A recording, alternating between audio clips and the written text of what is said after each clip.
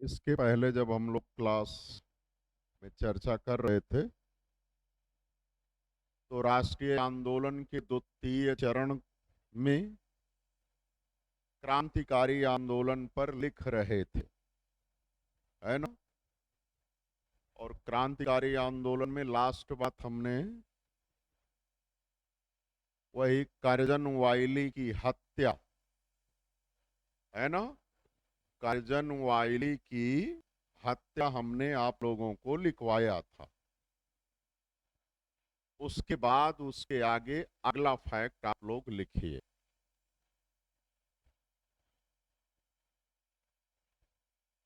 बोले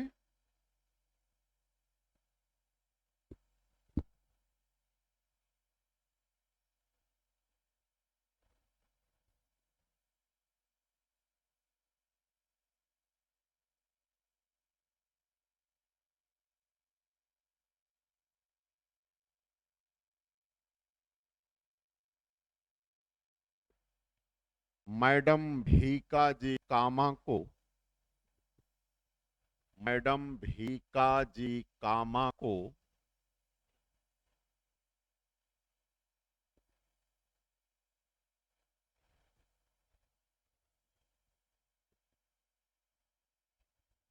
भारतीय क्रांति की माता कहा जाता है।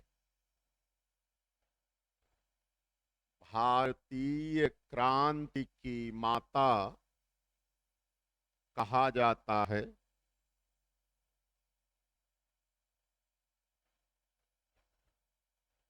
1907 ईस्वी में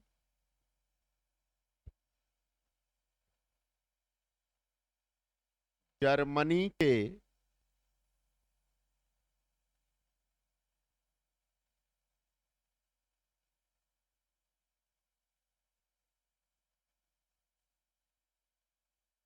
स्टुटगार्ट शहर में आयोजित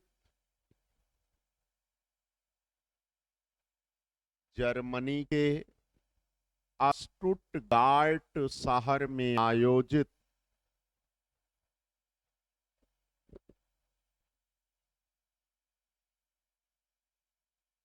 द्वितीय अंतरराष्ट्रीय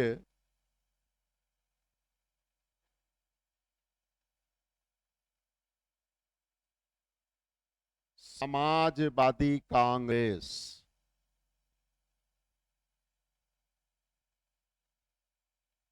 द्वितीय अंतरराष्ट्रीय समाजवादी कांग्रेस में भारत का प्रतिनिधित्व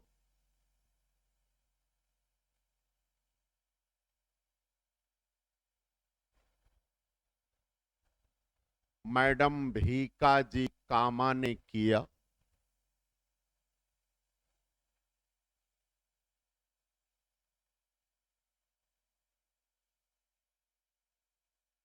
उसी अवसर पर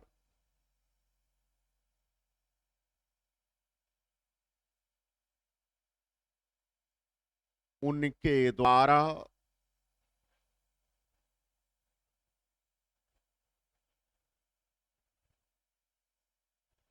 भारत का तिरंगा झंडा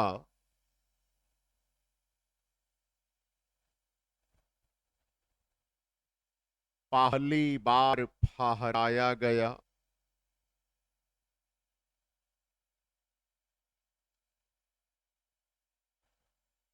जो लाल,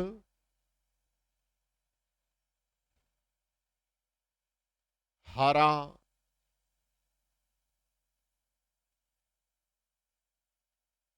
तथा पीले रंग का था।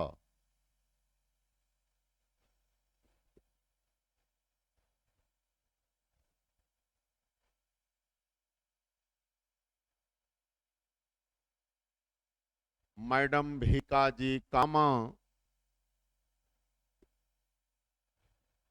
मैडम भीका जी कामा वंदे मातरम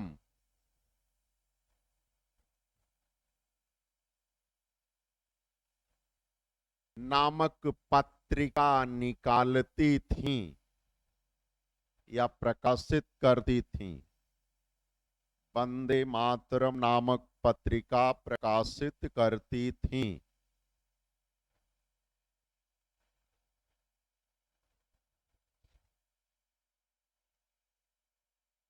अगला फैक्ट, लाला हरदयाल ने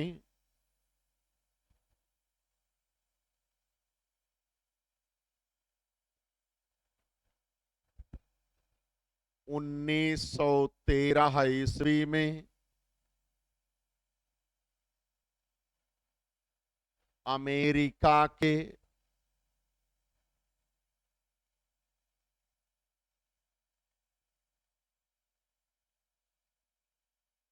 सैन फ्रांसिस्को शहर में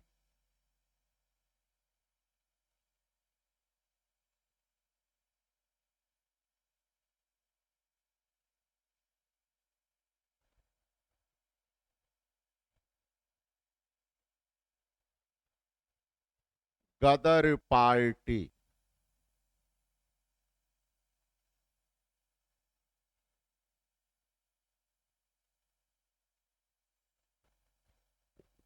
नामक क्रांतिकारी संगठन स्थापित किया।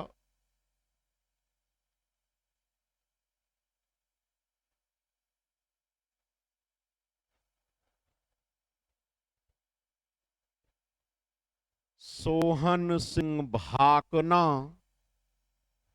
सोहन सिंह भाकना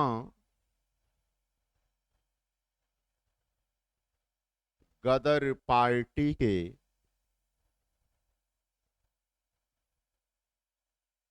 संस्थापक अध्यक्ष थे।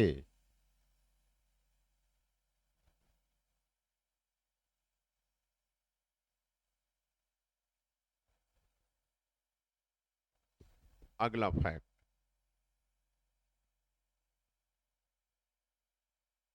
राजा महेंद्र प्रताप ने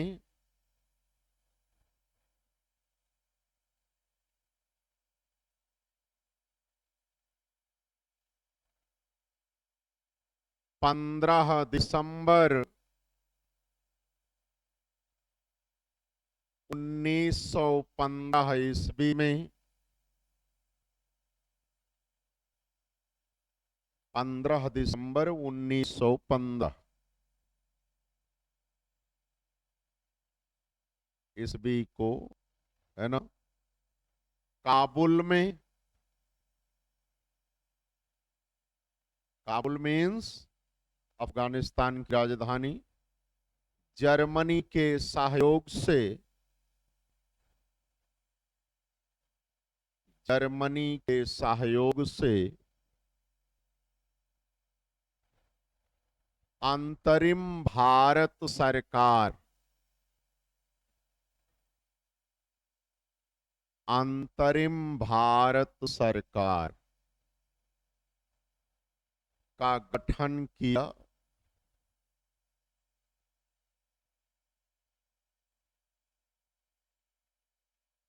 जिसके राष्ट्रपति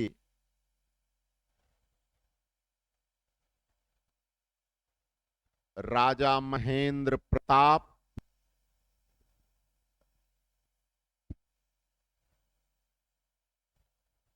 तथा प्रधानमंत्री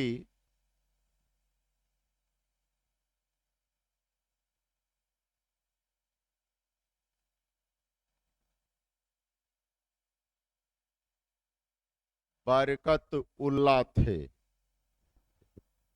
बरकत उल्ला।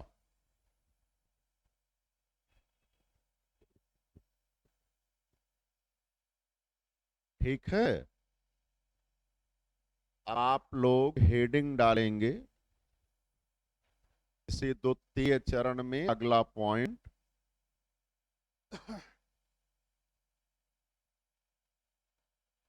बंगाल विभाजन तथा स्वदेशी आंदोलन।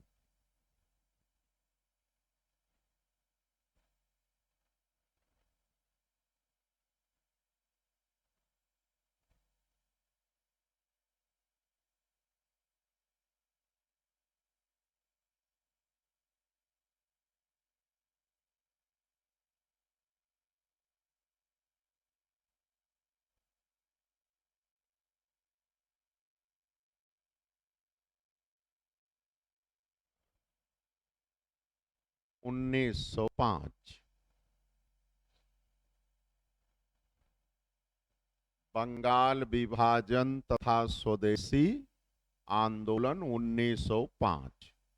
ठीक है, अब आप लोग समझिए।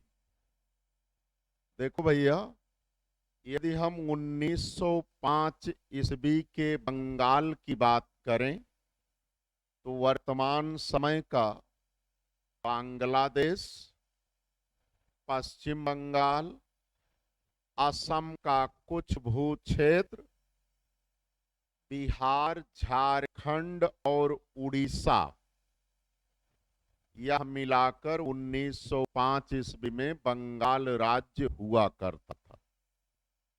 ठीक है, उस समय भारत के वायसराय लॉर्ड कर्जन थे।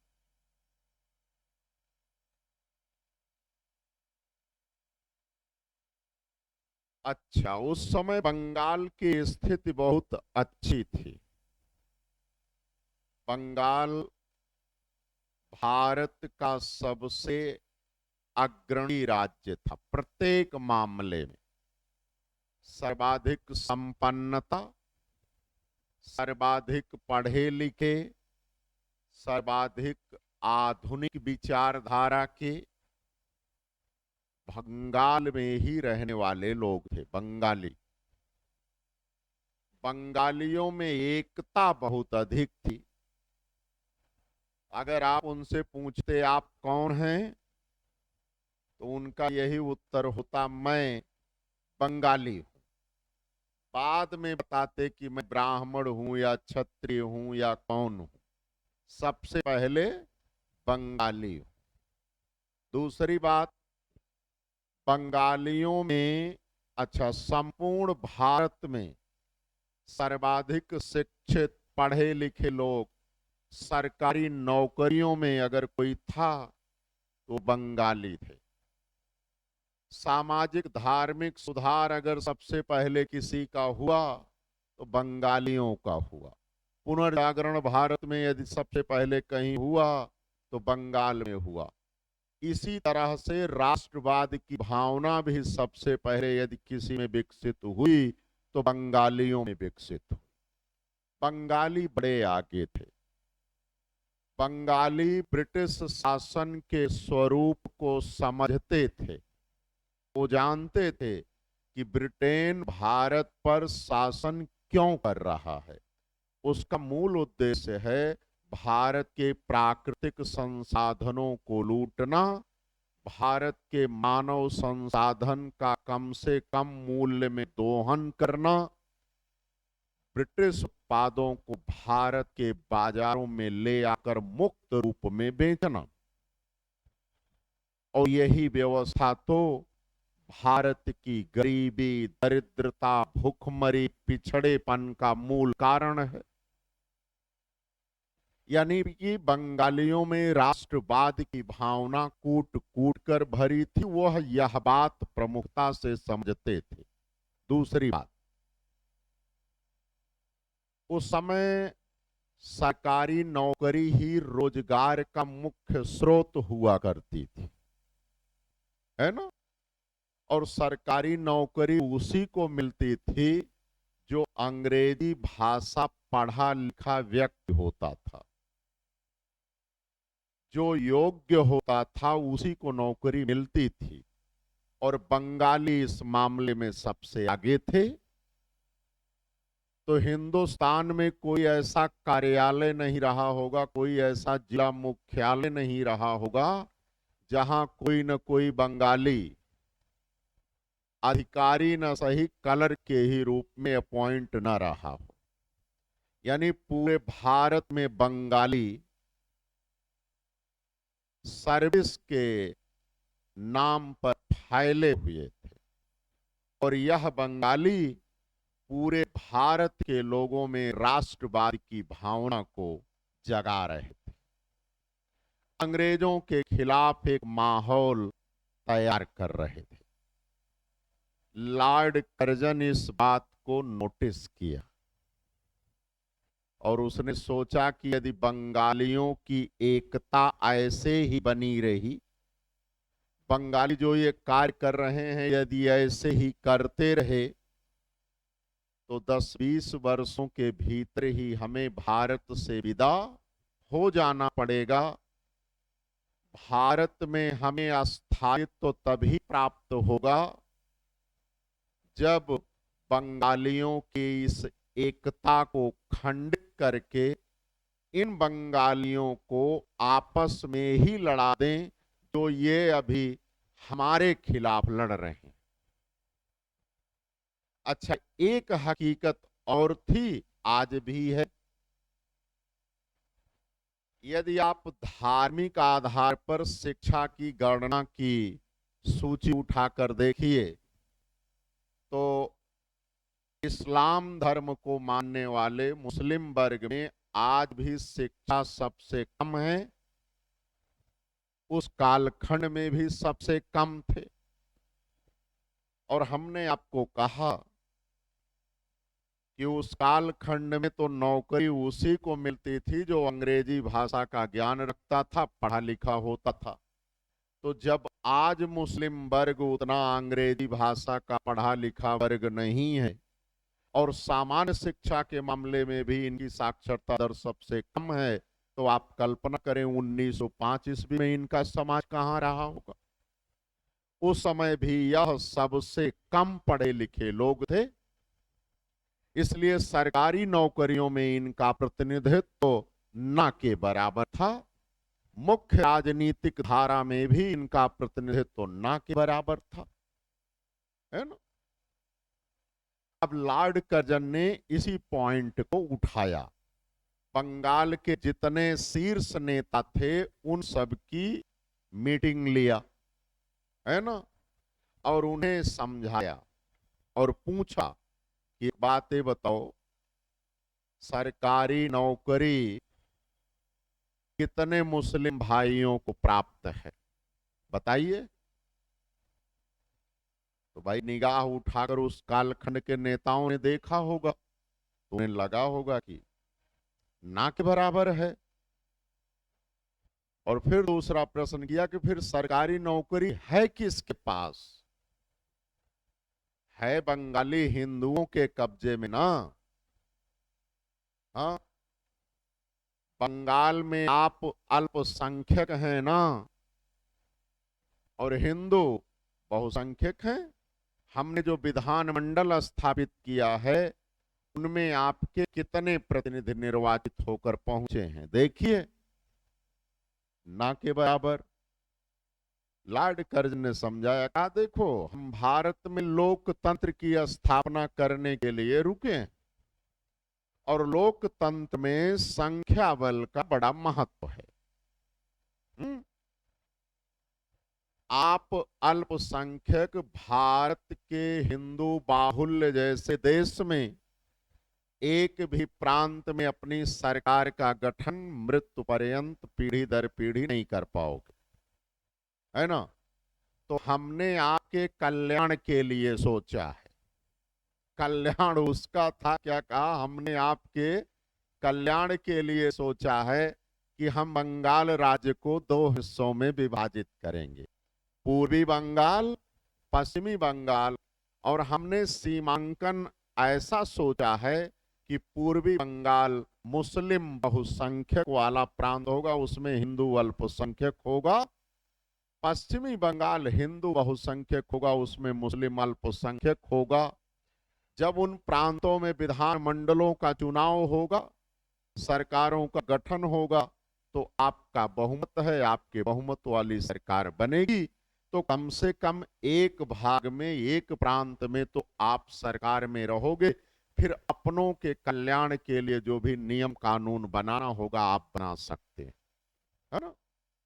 यह बात मुस्लिम वर्ग को काफी अच्छी लगी और जब पूरी तरह कॉन्फिडेंस में ले लिया, जब पूरी तरह कॉन्फिडेंस में ले लिया, तो लॉर्ड कर्जन ने 20 जुलाई 1905 ईस्वी को अनाउंस कर दिया।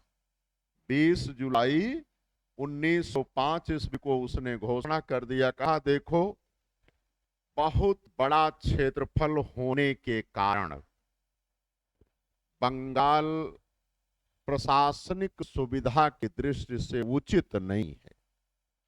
प्रशासनिक सुविधा को ध्यान में रखते हुए हम बंगाल राज्य को 2 हिस्सों में विभाजित कर देंगे। तो बंगाल के लोगों ने सोचा कि चलो ठीक है, अगर ऐसा कर रहा है तो ठीक है। लेकिन जब लॉर्ड कर्जन ने भारत सचिव, जो कि लंदन में बैठता था, ब्रिटिश मंत्रिमंडल का कैबिनेट मंत्री होता था, भारत के मामलों का सर्वोच्च होता था, जब उन्हें पत्राचार किया तो अपने वास्तविक मंतव्य से उन्हें अवगत कराया, है ना, वास्तविक उद्देश्य।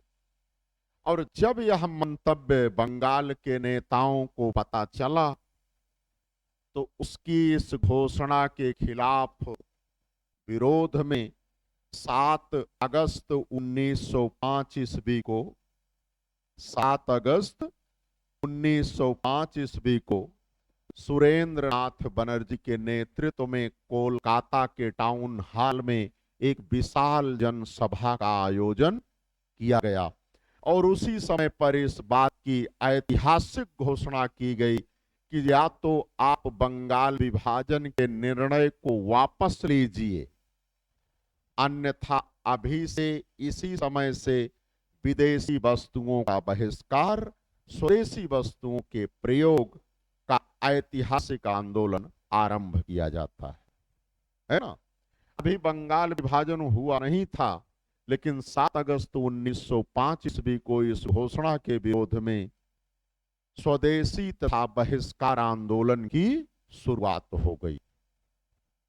स्वदेशी तथा बहिष्कार आंदोलन इतना तीव्र गति से आगे बढ़ा बंगाल राज्य की सीमा के भीतर कि प्रथम 6 माह के भीतर ही ब्रिटेन से आयातित वस्तुओं की मात्रा में लगभग 68% की गिरावट आ गई। बहिष्कार इतना तीव्र था, उसके बावजूद भी लॉर्ड कर्जन अपने कदम पीछे नहीं खींचा, क्योंकि वह दीर्घकालिक लाभ देख रहा था, अल्पकालिक नुकसान को भी सहने को तैयार था।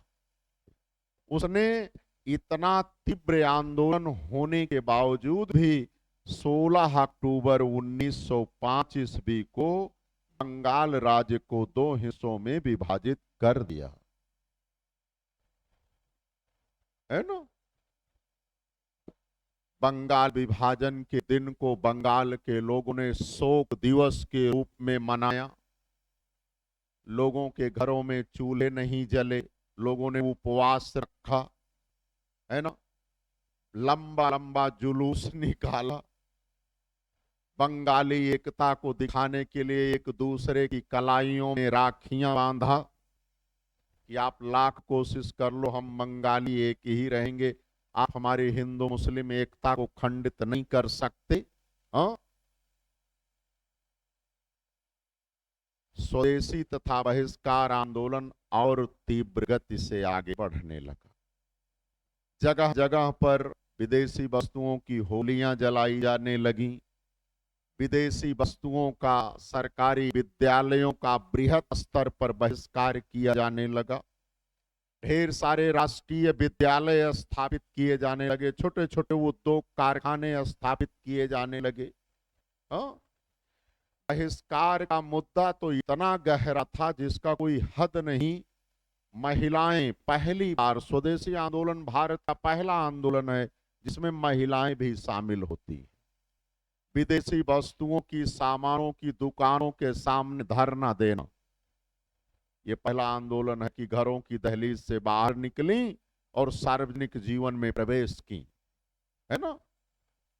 महिलाओं को, विशेषकर जो शादीशुदा महिलाएं हैं अपने हिंदू संस्कृति में, इसमें कुछ सुहाग के ऐसे प्रतीक माने गए हैं कि प्रत्येक हिंदू महिला उसका प्रयोग करती है, जैसे चूड़ियां पहनना, सिंदूर लगाना, है ना। उस समय भारत में चूड़ी भी नहीं बनती थी, सिंदूर भी नहीं बनता था, सब इंग्लैंड से आयात किया जाता था। विदेशी वस्तुओं के बहिष्कार का आलम तो इतना था कि महिलाओं ने विदेशी चूड़ियां पहनने, सिंदूर का प्रयोग करने से भी इनकार कर दिया। धोबी जाति से आपका समाज उसे बहुत छोटे स्तर पर मानता है और सोचता है कि इसमें राष्ट्रीय चेतना कहां होगी। धोबियों में इतनी अधिक राष्ट्रीय चेतना और बहिष्कार का भाव बैठा था कि धोबियों ने विदेशी कपड़े धुलने और प्रेस करने से इनकार कर दिया था, है ना। मंदिरों के पुजारी बड़े लोभी माने जाते हैं। लोभी कभी गए हैं प्रसाद उरसाद चढ़ाने? पता चले आप सवाव पाव लड्डू लेके गए, उसमें 6-7 ठू चढ़ा है तो 4 ठू तो भगवान को उठा के झोंक देंगे। झोंकते हैं ना, मन महसूस के लेके 2-3 ठू चले आइए। जहां अच्छे हैं वो तो 1 ठू निकाल के भोग लगाएंगे। जहां बहुत अच्छे हैं भगवान को ऐसे अर्पित करेंगे, तुलसी दल उसमें डाले, संपूर्ण रूप से आपको वापस कर देते। मंदिरों के पुजारी बड़े लोभी माने जाते हैं। उस समय भारत में चीनी नहीं बनती थी, इंग्लैंड से चीनी आयात होती थी। विदेशी चीनी से बने प्रसाद का भोग लगाने से इनकार कर दिया था। बहिष्कार का मुद्दा इतना तीव्र था, है ना। और ये स्वदेशी तथा बहिष्कार बंगाल की सीमा को तोड़ता हुआ लगभग संपूर्ण भारत में फैलता जा रहा था। और हमने आपको भारतीय राष्ट्रीय कांग्रेस के अधिवेशन में लिखवाया है। 1906 ईस्वी का जो कांग्रेस का अधिवेशन कोलकाता में दादा भाई नौरोजी की अध्यक्षता में हुआ था, उसमें 4 महत्वपूर्ण प्रस्ताव पारित हुआ था और कांग्रेस ने कहा हमारा लक्ष्य है स्वराज की प्राप्ति, विदेशी वस्तुओं का बहिष्कार, स्वदेशी वस्तुओं को अपनाया जाना, राष्ट्रीय शिक्षा का विकास करना। 4 महत्वपूर्ण कार्यक्रम घोषित कर दिए गए, है ना। तो इन कार्यक्रमों के माध्यम से संपूर्ण भारत में स्वदेशी और बहिष्कार की हवा बहने लगी। अब सरकार पर बल पड़ने लगा। अच्छा, एक फैक्ट और है कि ये जो स्वदेशी और बहिष्कार आंदोलन रहा, इसमें अंग्रेज अपने मंतव्य में सफल रहे, हिंदू मुस्लिम एकता को खंडित करने में सफल रहे, क्योंकि स्वदेशी और बहिष्कार आंदोलन में सामान्यतः मुस्लिम वर्ग दूरी बनाए रखा, उसमें शामिल नहीं हुआ, क्योंकि उसे लॉर्ड कर्जन की योजना आकर्षक लगी थी, तो सफल हो गया वो। उसके बावजूद जब स्वदेशी और बहिष्कार बड़े बृहद स्तर पर होने लगा, ब्रिटेन का लगातार दबाव पड़ने लगा, तो जांच कमेटी का, जॉर्ज अरुंडेल कमेटी का गठन किया सरकार ने। अरुंडेल कमेटी ने अपनी रिपोर्ट दिया कि जब तक आप बंगाल विभाजन को रद्द नहीं करते तो ये स्वदेशी और बहिष्कार का मुद्दा तो पूरे भारत में छा जाएगा और यह ब्रिटिश हितों के प्रतिकूल है। इन्हीं सब कारणों को ध्यान में रखते हुए दिसंबर 1911 ईस्वी में भारत के वायसराय लॉर्ड हार्डिंग द्वितीय ने बंगाल विभाजन को फिर से रद्द कर दिया। लेकिन इसी बीच में लॉर्ड मिंटो द्वितीय भारत का वायसराय बनकर 1906 ईस्वी में आ गया था और उसने बंगाल के मुस्लिम वर्ग को एक और नया कार्य सौंप दिया। ऑल इंडिया मुस्लिम लीग की स्थापना दिसंबर 1906 ईस्वी में इसी बीच में करवा दिया और मुस्लिम लीग की स्थापना का उद्देश्य ही था भारतीय राष्ट्रीय कांग्रेस द्वारा किए जा रहे प्रयासों का विरोध करना। और जब मुस्लिम लीग की स्थापना करवाया तो एक और कार्य कर दिया 1909 ईस्वी में। अभी बंगाल विभाजन को रद्द नहीं किया गया था, स्वदेशी बहिष्कार आंदोलन चल ही रहा था। मार्ले मिंटो सुधार अधिनियम 1909 आप सब पढ़े होंगे। मार्ले मिंटो सुधार अधिनियम 1909 उसमें क्या किया, सांप्रदायिक आधार पर, धार्मिक आधार पर विधानमंडलों में मुसलमानों के लिए पृथक निर्वाचक मंडल की स्थापना कर दिया। पढ़ा है ना, पृथक निर्वाचक मंडल की स्थापना, यानी विधान मंडलों में कुछ स्थान मुस्लिम वर्ग के लिए आरक्षित कर दिए गए कि यहां चुनाव लड़ेंगे सिर्फ मुस्लिम। तो ये कौन सी बात है, ये तो अच्छी बात है। अनुसूचित जाति के लोग लड़ते हैं, अनुसूचित जनजाति के लोग लड़ते हैं, महिलाओं के लिए स्थान आरक्षित होता है, लेकिन पृथक निर्वाचक मंडल भी होगा। निर्वाचक मंडल जानते हैं आप तो, संविधान के हैं। निर्वाचक मंडल मीन्स मतदाता सूची। निर्वाचन क्षेत्र की जो निर्वाचक नामावली होती है वही निर्वाचक मंडल कहलाता है। तो आज आपका संविधान क्या कहता है कि निर्वाचक नामावली में भारत के उस प्रत्येक नागरिक का नाम शामिल किया जाएगा जो 18 वर्ष की अवस्था पूरी कर चुका है ना। जाति, धर्म, वर्ग, क्षेत्र आदि के आधार पर कोई भेदभाव नहीं किया जाएगा। लेकिन इसमें क्या कहा गया, जो निर्वाचक मंडल होगा वह भी पृथक होगा, यानी उस निर्वाचन क्षेत्र के जो मुस्लिम होंगे उन्हीं का नाम निर्वाचक मंडल में शामिल किया जाएगा। अन्य धर्मों के लोगों को निर्वाचक मंडल में शामिल नहीं किया जाएगा। ये भी फूट डालो और राजको की एक नीति थी। तो इतने दो बड़े बड़े कांड कर दिया, फिर जाकर बंगाल विभाजन को रद्द किया और लॉर्ड हार्डिंग द्वितीय ने इसका भी ठीकरा हिंदुओं पर फोड़ा, मुस्लिम वर्ग को धमकाया भी। उसने कहा कि आपके लिए भविष्य में कोई कदम उठाने लायक नहीं है।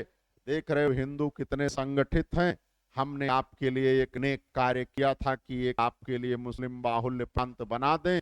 इन लोगों ने आंदोलन के माध्यम से उसको भी फिर से रद्द करवा डाला, है ना। तो इतनी कहानी हम आपको लिखवाएंगे। आज कुछ अधूरी शेष कल पूरी। हाँ, तो आपने हेडिंग डाला होगा, बंगाल विभाजन तथा स्वदेशी आंदोलन 1905। बोले,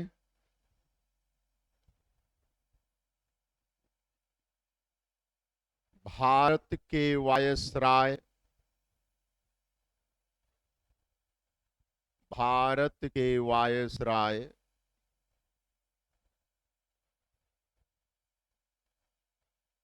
लॉर्ड कर्जन ने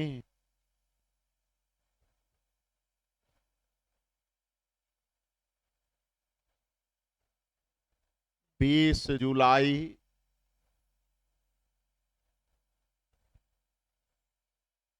1905 ईस्वी को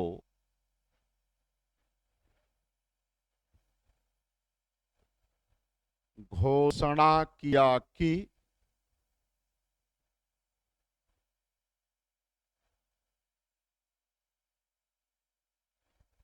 प्रशासनिक कारणों से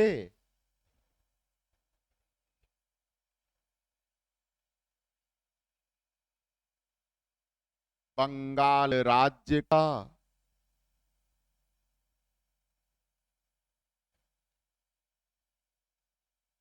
दो हिस्सों में विभाजन कर दिया जाएगा।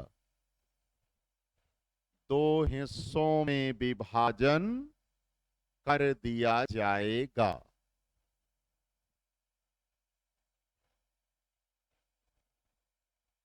ठीक है। अगला फैक्ट, उस घोषणा के विरोध में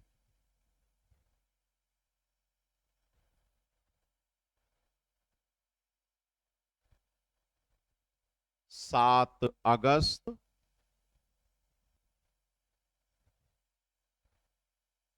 1905 ईस्वी को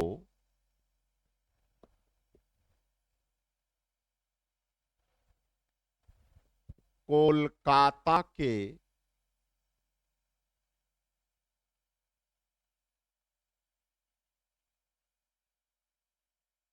टाउन हॉल में, कोलकाता के टाउन हॉल में सुरेंद्र नाथ बनर्जी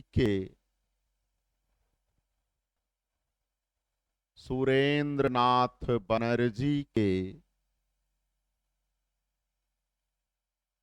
नेतृत्व में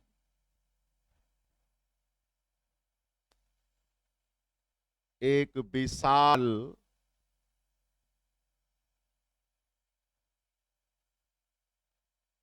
जनसभा का आयोजन हुआ,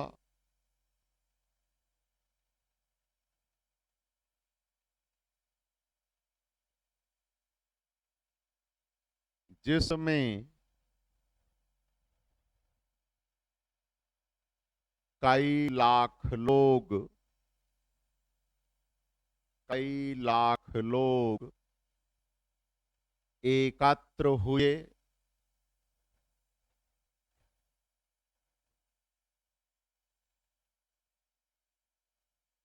उसी अवसर पर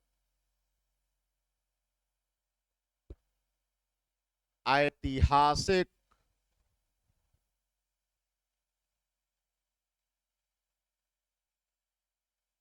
स्वदेशी तथा बहिष्कार आंदोलन की शुरुआत हुई। स्वदेशी तथा बहिष्कार आंदोलन की शुरुआत हुई।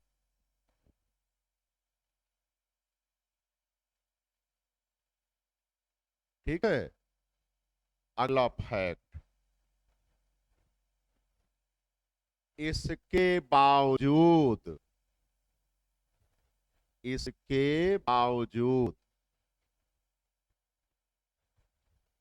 लॉर्ड कर्जन ने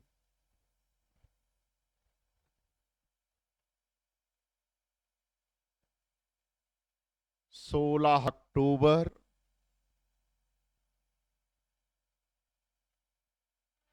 1905 ईस्वी को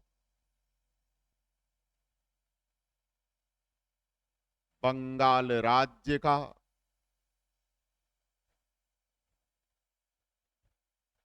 दो हिस्सों में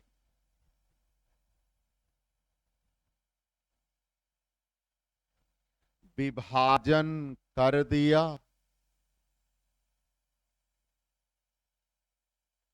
डैश नंबर 1 पूर्वी बंगाल,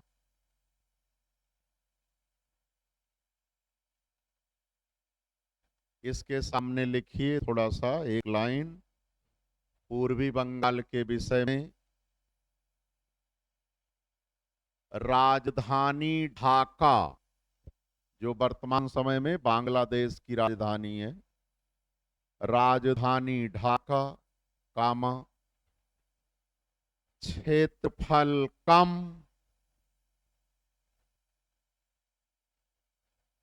कामा मुस्लिम बहुसंख्यक,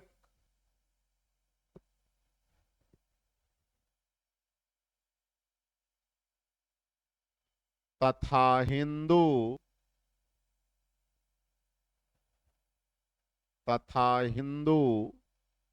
अल्पसंख्यक थे। ठीक है। नंबर 2 पश्चिमी बंगाल,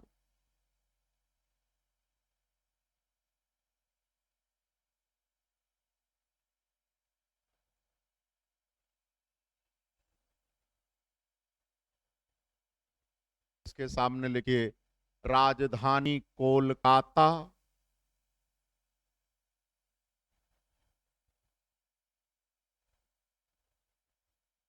क्षेत्रफल अधिक,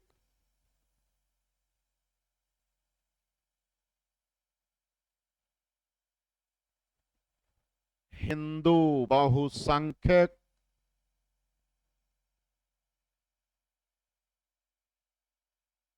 तथा मुस्लिम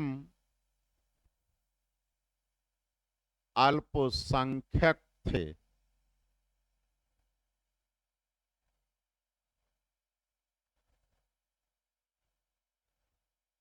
अगला फैक्ट,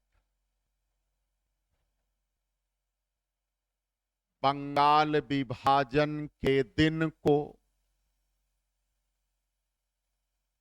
दैट मीन्स 16 अक्टूबर 1905, बंगाल विभाजन के दिन को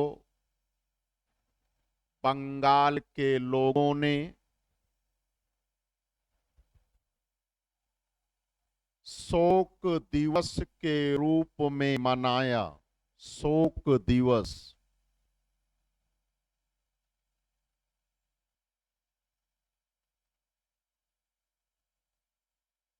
पूर्ण विराम उसी में आगे, बंगाली एकता को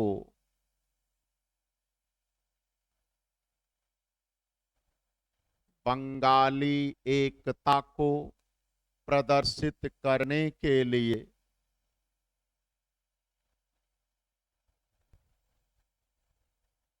एक दूसरे की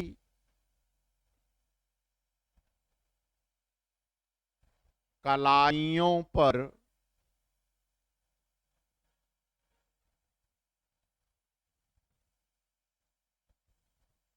राखियां बांधी।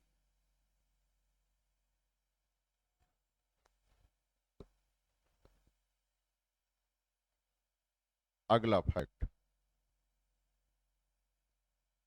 स्वदेशी आंदोलन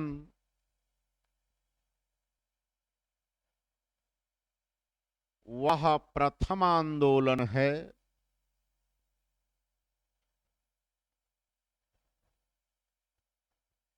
जिसमें महिलाएं भी शामिल हुईं।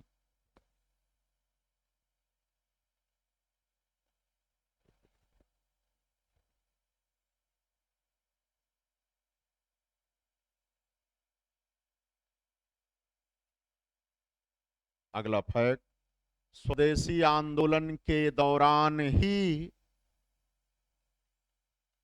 स्वदेशी आंदोलन के दौरान ही पहली बार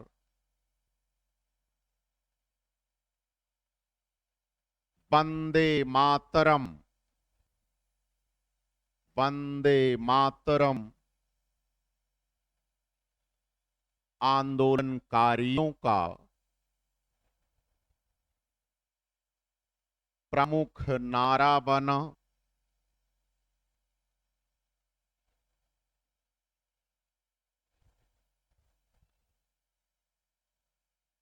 अगला फैक्ट, स्वदेशी आंदोलन के दौरान ही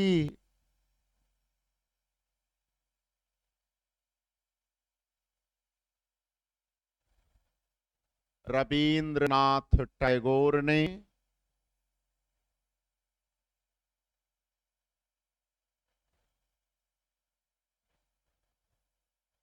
प्रसिद्ध गीत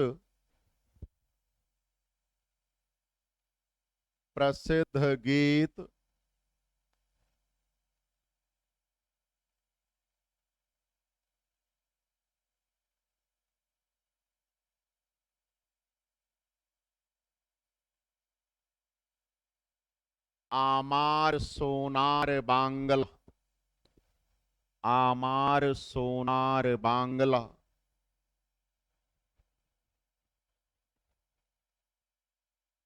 आमार सोनार बांग्ला की रचना की।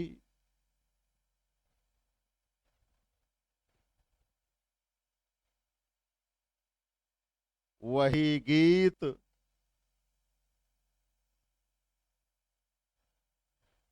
बांग्लादेश का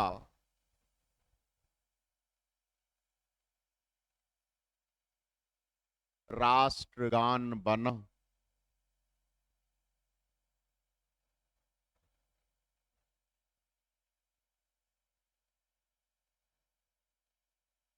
अगला फैक्ट, मुस्लिम वर्ग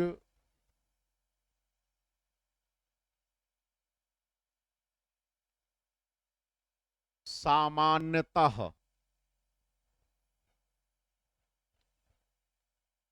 स्वदेशी तथा बहिष्कार आंदोलन से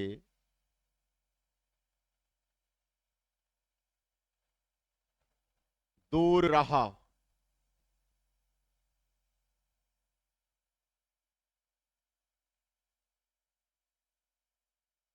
अगला फैक्ट, सरकार ने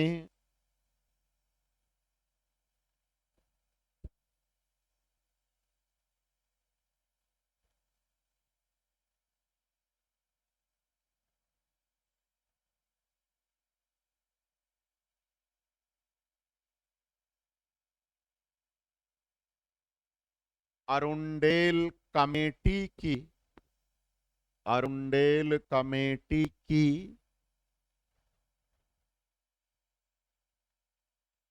सिफारिशों को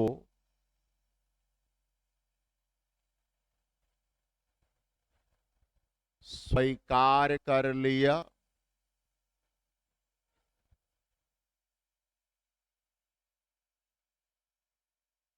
जिसके तहत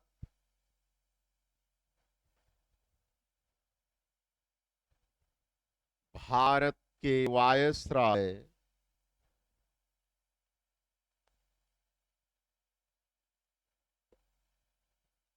लॉर्ड हार्डिंग द्वितीय ने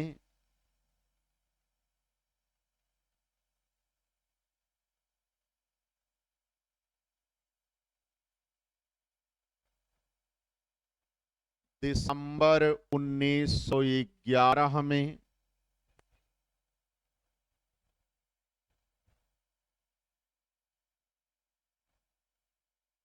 बंगाल विभाजन को रद्द कर दिया।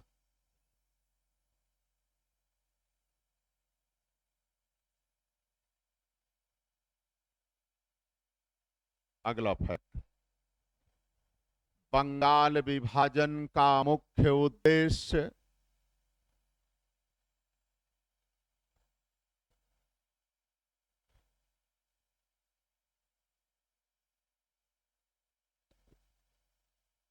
हिंदू मुस्लिम एकता को खंडित करना,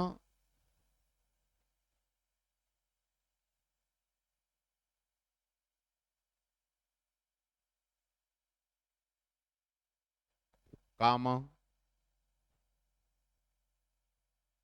राष्ट्रीय आंदोलन को कमजोर करना,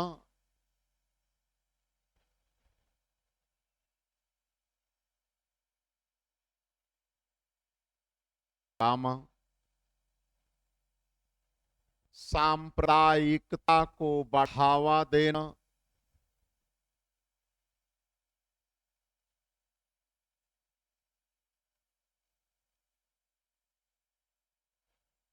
तथा तथा फूट डालो और राज करो, फूट डालो और राज करो, डिवाइड एंड रूल, फूट डालो और राज करो नीति को लागू करना था।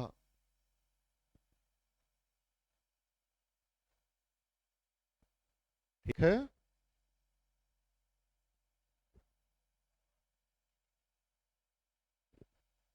चलिए हेडिंग डालिए।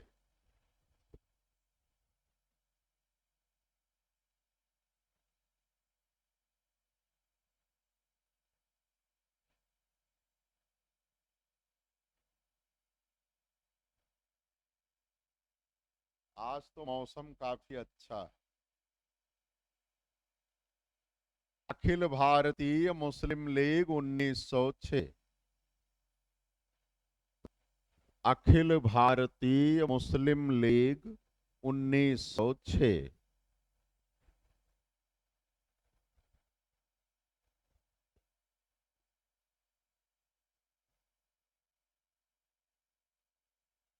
बोले, मुस्लिम लीग की स्थापना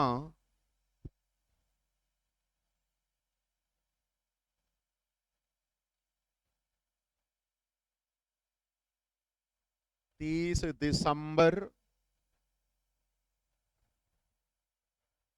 1906 ईस्वी को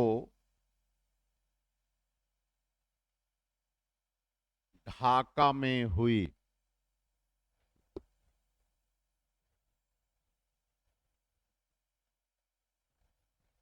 अगला फैक्ट, मुस्लिम लीग के संस्थापक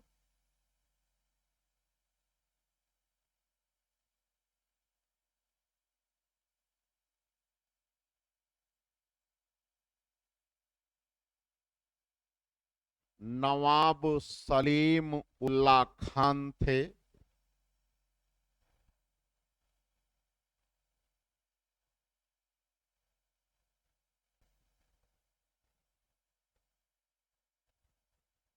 अगला फैक्ट, मुस्लिम लीग के प्रथम अध्यक्ष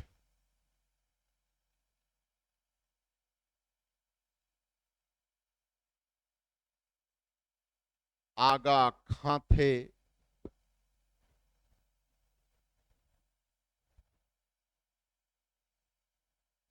अगला फैक्ट,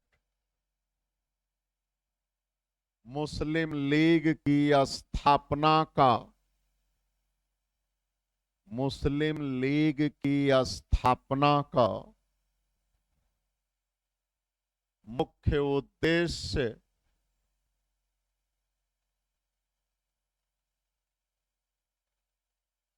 भारतीय राष्ट्रीय कांग्रेस का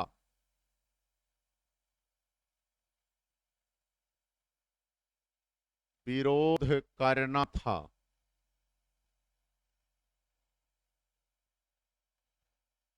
ठीक है, तो आज इतना ही, शेष घटनाएं कल। Thank you. समझ में आ रहा है? नेशनल मूवमेंट समझ में आ रहा है? चलिए।